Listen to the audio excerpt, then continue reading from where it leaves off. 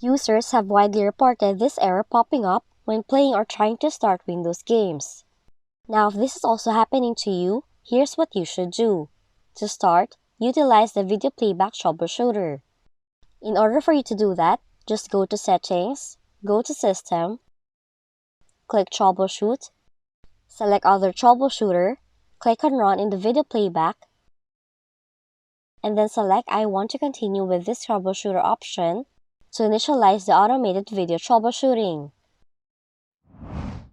Next on the list, update your PC's graphic driver.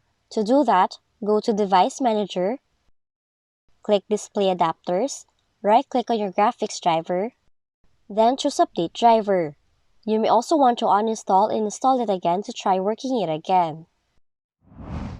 And lastly, you can try to lower your monitor's refresh rate. Do it by searching Advanced Display Settings, go to Refresh Rate, and choose a lower frame rate. And that's how easy you can fix this following error in your Windows computer. If you found this video helpful, kindly like and subscribe. You may also click and turn on the notification bell so you can be notified from whenever we release new videos.